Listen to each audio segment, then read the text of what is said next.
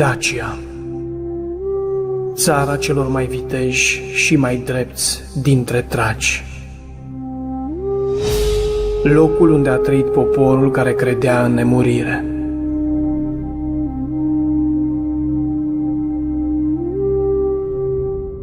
Privind urmele unui trecut misterios și glorios în același timp, ce rezonează peste milenii în sufletele multora dintre noi, ne întrebăm în mod firesc de ce mulți oficiali români, atât din sfera politică cât și din cea academică, ignoră cu nonșalanță dovezile incontestabile ale continuității dacilor pe aceste meleaguri, sau chiar mai mult.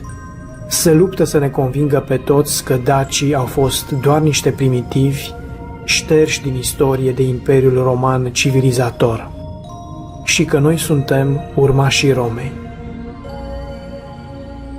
Aceasta să fie realitatea?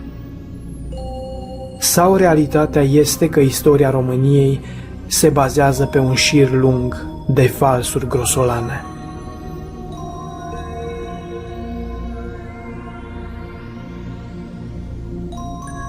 Faptul că noi nu suntem urmașii Romei, sigur, intrigă pe multă lume și în special lumea științifică, care vor dovezi. Pentru că celelalte persoane e foarte simplu și simplitatea constă în faptul că au sosit romanii, au cucerit 14% din teritoriul Daciei, exact ce vă arăt eu aici, și peste noapte nu numai teritoriul cucerit pentru 100 și ceva de ani învață perfect limba latină uitând limba lor, dar și 86% din teritoriul Daciei, care nici măcar nu știau că au sosit romanii, dom'le, miracol, uită limba și vorbesc latina. Stăpânirea romană, care a durat vreo 150-160 de ani, nu putea să disemineze noua limbă. Deci limba nu este un amestec fizic, așa cum pui sifon în vin sau știu și eu. N-avea cum să o disemineze pe un areal de 6 ori mai mare decât cel pe care l-a ocupat. Pentru că n-au ajuns niciodată romanii la Hotin, dincolo de Nistru și totuși, ăia de unde știu? Cum de-au învățat? Ca să mai vorbim de faptul că au stăpânit Palestina secole întregi și nimeni nu vorbește acolo latina, Marea Britania la fel. Deci, din acest punct de vedere, și convingerea mea că totuși e puțin probabil ca o administrație, fie ea foarte pragmatică, cum era cea a Imperiului Roman, nu degândesc cu nimic Imperiul Roman, cel mai mare imperiu, cea mai mare durată din istoria omenirii, a civilizației, ca să mai vorbim de faptul că a fost un izvor de tehnologii. Ei au inventat prefabricatele, geniștii armatelor lor ajungeau undeva, aveau prefabricate și imediat construiau. Deci au fost o mare putere tehnologică, economică și militară. Deci tot respectul. Deci eu nu vreau să degrijez. Sigur că este o mândrie să te tragi și să declari că te tragi dintr-un asemenea stat. Dar nu corespunde unor elemente care nu consună, nu se leagă. Noi nu suntem urmașii Romei. Sunt de acord.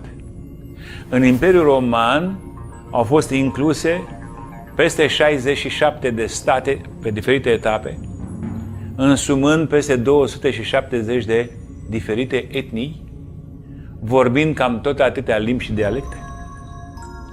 Dar dacă statul iudeu a stat sub romani 800 de ani, vreo 400 de ani au stat grecii, egiptenii la fel, nu mai vorbesc de franci, gali, iberici.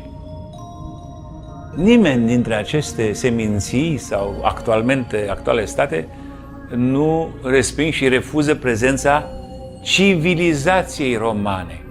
Romanitatea nu este etnie. Romanitatea este o organizare statală care a produs, prin funcționarea instituțiilor, o anume ridicare a organizării conștiinței umane în interiorul unei organizări umane. Cine refuză romanitatea ca și formă de manifestare superioară a civilizației acelei epoci este în eroare. Cum de alminteri, cine absolutizează prezența romană ca fiind topitoarea civilizațiilor sau spiritualității popoarelor pe care le-a păstorit, este iarăși în eroare.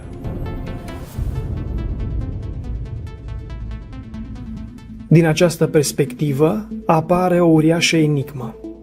Cum e posibil ca dacii să-și fi abandonat limba și tradițiile și să fi îmbrățișat limba și obiceiurile invadatorilor, în condițiile în care mai puțin de 20% din spațiul dacic fusese cucerit, teritoriu în care romanii au rămas doar 165 de ani?